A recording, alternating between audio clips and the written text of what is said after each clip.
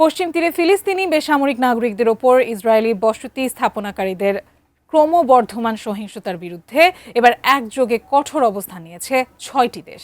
সহিংসতার সঙ্গে জড়িত ব্যক্তিসহ আরও বেশ কিছু ব্যক্তির ওপর আরোপ করা হয়েছে সমন্বিত নিষেধাজ্ঞা।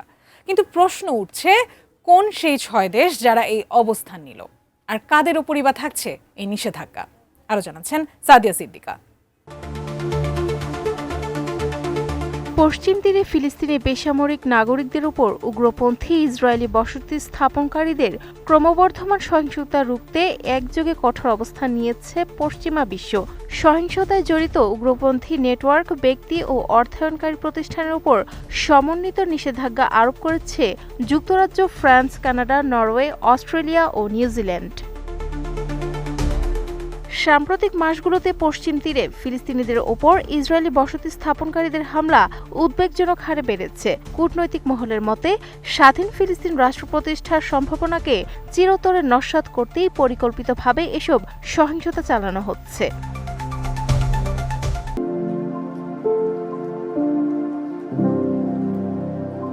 1967 সালের আরব ইসরায়েল যুদ্ধের পর থেকে ইসরায়েলের দখলে থাকা এই অঞ্চলে বর্তমানে কয়েক লাখ ফিলিস্তিনির পাশাপাশি কয়েক লাখ ইসরায়েলি বসতি স্থাপনকারী বসবাস করছেন।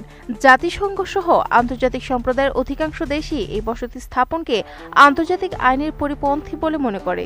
তবে ইসরায়েলের দাবি, অঞ্চলটির সঙ্গে তাদের ঐতিহাসিক ও ধর্মীয় সম্পর্ক থাকায় এই বসতি স্থাপন সম্পূর্ণ বৈধ।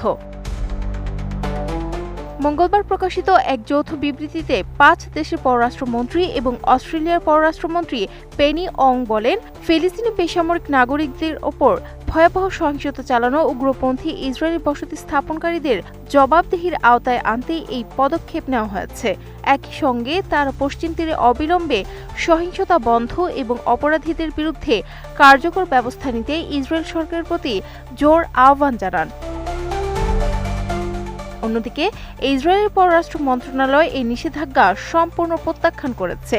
তাদের উল্টো দাবি, সংশ্লিষ্ট দেশগুলো নিজেদের অভ্যন্তরীণ ইহুদি বিদ্বেষ মোকাবিলায় ব্যর্থ হয়ে দৃষ্টি ঘোরাতে এই পদক্ষেপ নিয়েছে, যা ইহুদি বিদ্বেষকে আরও উস্কে দেবে। ফ্রান্সের পররাষ্ট্রমন্ত্রী জো-নোয়েল ব্যারো জানিয়েছেন, তারা ইসরায়েলের অর্থমন্ত্রী বেজালেল স্মোট্রিচ এবং বসতি স্থাপনকারী সংগঠনের ৪ নেতাসহ মোট ২১ জন সহিংস ইসরায়েলি নাগরিকের ফ্রান্সে প্রবেশ নিষিদ্ধ করেছেন। যুক্তরাজ্যের পদক্ষেপের মূল লক্ষ্য উগ্রপন্থী গোষ্ঠীগুলোর অর্থায়ন বন্ধ করা। তাদের তালিকায় রয়েছে একটি নির্মাণ প্রতিষ্ঠান, যার সম্পদ ফিলিস্তিনিদের সম্পত্তি ধ্বংসে ব্যবহৃত হয়েছে। কানাডায়ও একইভাবে আরেকটি নির্মাণ কোম্পানি ও তার মালিকদের বিরুদ্ধে ব্যবস্থা নিয়েছে। যৌথ বিবৃতিতে সতর্ক করা হয়েছে, পরিস্থিতির উন্নতি না হলে ভবিষ্যতে আরও কঠোর পদক্ষেপ নেওয়া হবে।